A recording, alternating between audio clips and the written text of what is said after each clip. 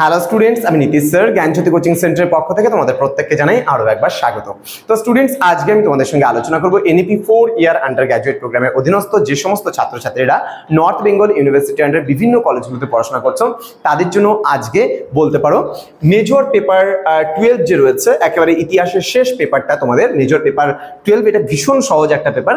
তো এই পেপারটা থেকে কোন কোন বিষয়গুলো তোমাদের পড়তে হবে, সিলেবাসে কি কি বিষয় রয়েছে, এই নিয়ে আমি বিস্তারিত আলোচনা করবো আজকের এই ক্লাসটিতে।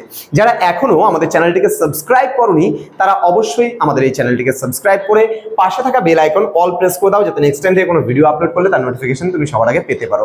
এছাড়া তোমরা যারা ভাবছো যে অনলাইনে আমাদের ক্লাস জয়েন করবে তারা অবশ্যই যোগাযোগ করবে আমাদের অফিসিয়াল নাম্বার 7076398606 নাম্বার অথবা 6295916282 নাম্বার। তোমাদের টোটাল কোর্স ফি রয়েছে তোমাদের এই সাধ্যের মধ্যে শুধুমাত্র 1199 রুপিস। তো দেরি না করে আজই যোগাযোগ করো আমাদের সঙ্গে এবং যুক্ত হয়ে যাও আমাদের অনলাইন ক্লাসে।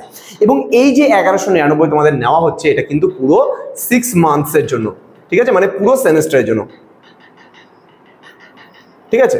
তো চলো শুরু করছি আজকের ক্লাসটা। ডিটেলসে কি রয়েছে এখানে আমরা দেখবো। আমাদের ফার্স্ট যে চ্যাপ্টারটা মেজর পেপার 12 এ রয়েছে history of modern Europe part 1 পার্টটা তোমার 1789 থেকে 1771 পর্যন্ত। এখানে ফ্রেঞ্চ রেভলিউশন তোমরা পড়বা প্রথম চ্যাপ্টারে। ফ্রেঞ্চ রেভলিউশনের মধ্যে কি আছে? Crisis of the ancient regime, অর্থাৎ এখানে আসিয়া রেজিম বা পুরাতন তন্ত্র সম্পর্কে তোমরা পড়বে। ইন্টেলেকচুয়াল কারেন্টস, দেন বলছে সোশ্যাল ক্লাসেস, দেন রয়েছে faces of the French revolution, মানে ফরাসি বিপ্লবের কোন কোন ফেজগুলো রয়েছে সেগুলো, এবং রয়েছে নেপোলিয়ান বোনাপার্ট, এখানে রয়েছে কনসলিডেশন, রিফর্ম অ্যান্ড হচ্ছে ডাউনফল। ওকে, নেক্সট রয়েছে নেপোলিয়নের পতনটাও পড়বে, নেপোলিয়নের সংস্কারগুলো তোমরা এখানে পড়বে। নেক্সট রয়েছে আমাদের ইউনিট নাম্বার 2। ইউনিট নাম্বার 2তে পড়বে রেস্টোরেশন অ্যান্ড রেভলিউশন 1815 টু 1848। এখানে তোমরা কি কি পড়বে? 1815 তোমার হচ্ছে ভিয়েনা সম্মেলন পড়বে। এখানে মাঝখানে থাকছে 1830-এর জুলাই বিপ্লব বা জুলাই রেভলিউশন পড়বে। দেন 1848-এর ফেব্রুয়ারি রেভলিউশন বা ফেব্রুয়ারি বিপ্লব সম্পর্কে তোমরা পড়বে। এখানে বলছে ফোর্সেস অফ তোমার হচ্ছে কনস্ট্রাভেটিজম অ্যান্ড হচ্ছে restoration of old hierarchies, the Congress of Vienna, Vienna Congress, Concert of Europe, the age of তোমার হচ্ছে মেটার্নিক, মানে মেটার্নিকের যে তোমার যুগ ছিল সেই মেটার্নিকের যুগ এবং মেটার্নিকের সংস্কারগুলো আমরা পড়ব। দেন রেভলিউশনারি অ্যান্ড হচ্ছে র্যাডিক্যাল মুভমেন্টস অফ 1830 অ্যান্ড হচ্ছে 1848। নেক্সট রয়েছে Louis Napoleon and the Second Empire in France. Then রয়েছে ফর্মেশন অফ ন্যাশনাল আইডেন্টিটিস, এখানে রয়েছে unification of Germany and Italy, মানে জার্মানি এবং ইতালির ঐক্য আন্দোলন সম্পর্কে আমরা পড়ব।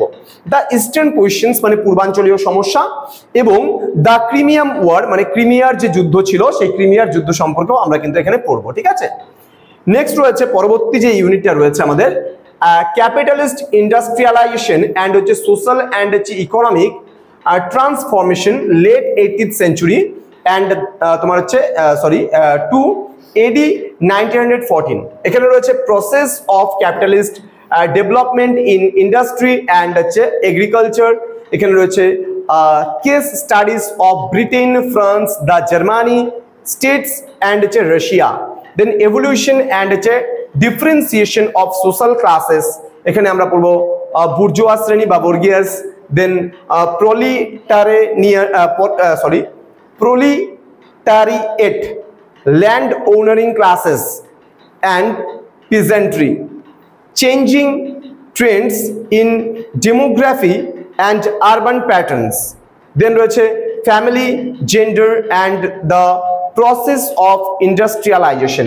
এই কয়েকটা পার্ট কিন্তু তোমাদের পড়তে হচ্ছে, ঠিক আছে। তো এই ছিল আজকের মেজর পেপার 12 এর সিলেবাস, যেখানে আমরা মোস্ট মানে কোন কোন ইম্পর্টেন্ট পার্টগুলো ছিল সেগুলো তোমাদের সঙ্গে আলোচনা করলাম, কোন কোন বেশি ফোকাস দিতে হবে, কোনগুলো খুব ভালো করে পড়তে হবে।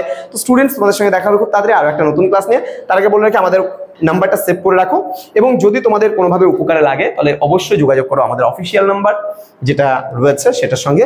তোমাদের উজ্জ্বল ভবিষ্যৎ গড়ে তুলবো আমরা, এটা আমাদের প্রতিশ্রুতি। তোমরা সবচেয়ে বেশি ভালো হয় যে আমাদের এই নাম্বারে SMS করে তোমাদের কোয়ারিজগুলো জানালে, কারণ আমাদের পুরো টিম থাকে তোমাদের মানে সবসময় সাপোর্ট করার জন্য, এবং তোমাদের কি কি কোয়ারিজ আছে ফোন কলে যত তাড়াতাড়ি না পাবে তার থেকে মেসেজে তোমরা কিন্তু রিপ্লাইটা খুব তাড়াতাড়ি পাবে। দেখা হচ্ছে খুব তাড়াতাড়ি আরো একটা নতুন ভিডিও নিয়ে, নতুন কোনো ক্লাস নিয়ে। তোমরা প্রত্যেকে ভালো থেকো, সুস্থ থেকো। Thank you so much, thanks for watching after all. Thank